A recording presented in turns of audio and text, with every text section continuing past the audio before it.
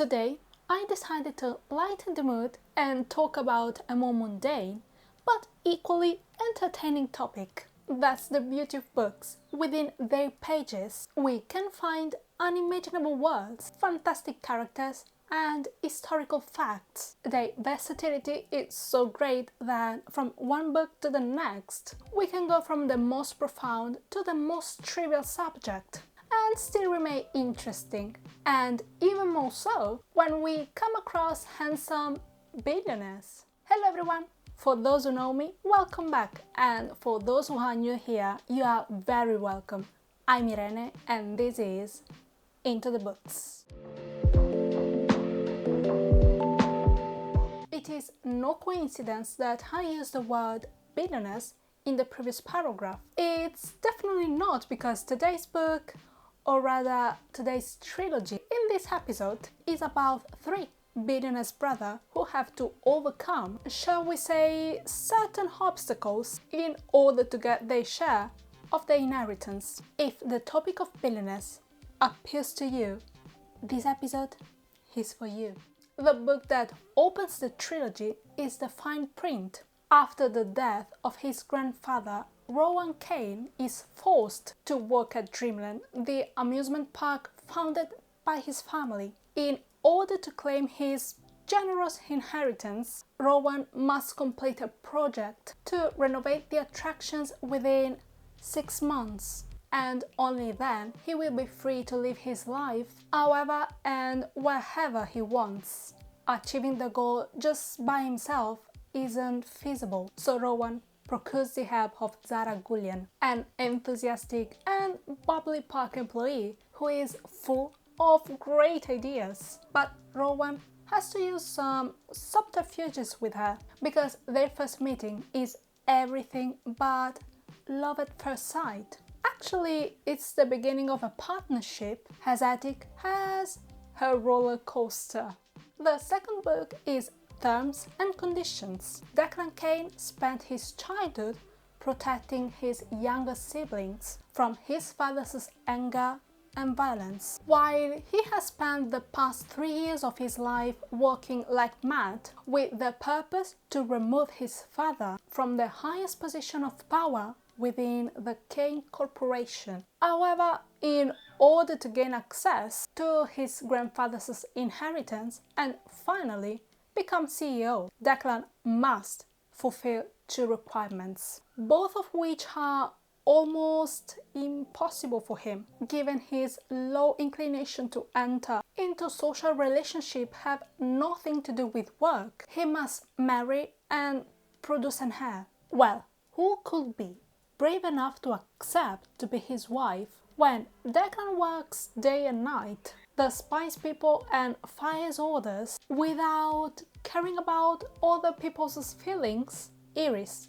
Only she could. The irreplaceable Iris has been Declan's personal assistant and secretary for 3 long years. And during that time, she has become immune to her boss's brusque manners and perpetual scowl, so much so that she has learned to laugh at him and even consider him a friend.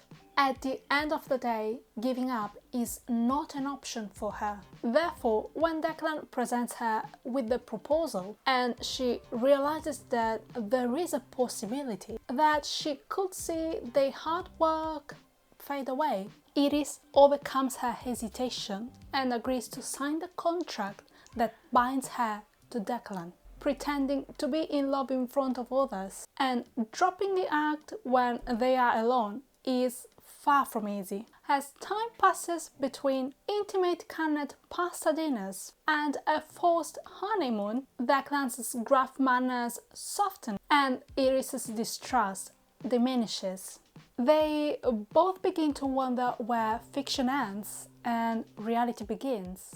The last novel is Final Offer. Callan, an ex-former professional athlete, is the most famous of the Kane brothers, but no one knows that, despite his success in sports, Carl is trying to come to terms with his failure in his personal life. Yes, he feels like a failure to his brothers, who remain at the helm of the family business. And he feels even more of a failure when he remembers his late mother, who loved him with all his faults and whom Carl believes he has failed. But in his darkest moments, accompanied by a bottle of vodka and often bad decisions, Carl remembers the person for whom he feels the most remorse, Alana, his childhood friend, the woman he loved and who loved him back before he ruined everything. 6 years ago, Carl made a promise to Alana. He would never come back, and he planned to keep it, but he didn't count on the will of the family patriarch. Like his brothers, he has to fulfill his grandfather's will, which means spending the summer at the lakeside house where he lived as a child before he is allowed to sell that part of his inheritance. For Carl's misfortune, Alana lives in that house and she's not alone. Alana Castillo lives a quiet life on tiny Wisteria Lake. 6 years before falling in love with Callan Kane not only broke her heart, but also rooted in her the belief that everyone is ready to disappoint and use her. So while seemingly remaining the serene and spirited person she always had been, Alana has built a wall around herself until Carl, betraying his promise, returns to Wisteria Lake. He is just as magnetic, kind and loving as before. The problem is that he is not sober most of the time. It is impossible for Alana not to be attracted to him, but she has vowed never to let him hurt her again. To make matters worse, Carl has come back to sell the house Lana has fond memories of, and now, unbelievably, has to share with him. As they work together to sell the house, the invisible thread that once bound them came to life, to wave around them again, and the love that was always there, silent and latent, is rekindled. Finding himself is not enough. Carl will have to find the strength to fight the demons that have chased him all his life. This is a battle that Carl has to win, because what is at stake is Lana's love, and this time he can't fail. As you may have guessed, this trilogy is the perfect example of a non-demanding read.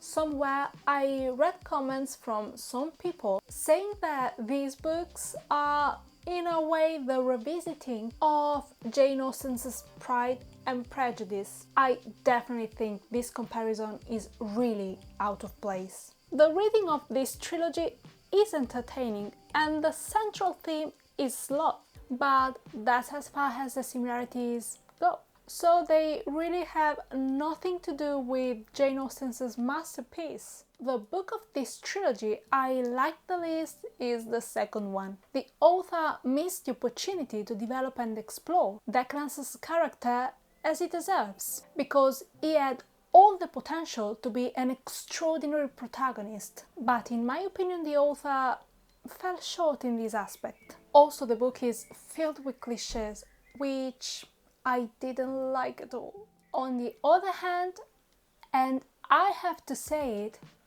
Carl, you have captured my heart. The books offer exactly what you would expect from this type of romance. The trilogy offers an easy and fluid read through all books, and is the perfect companion when readers want to read something that allows them to step away from their daily routine, at least for the time it takes to read, and immerse themselves in a story of fictional people and situations. Thank you for joining me to the end of today's episode. I hope you enjoyed it all. Please let me know what your thoughts are in the comment section down below. I would love to read them. And if you haven't already done so, I invite you to subscribe to the channel, turn on the notification bell and share this video with someone you think might be interested. As usual, I'll see you next week.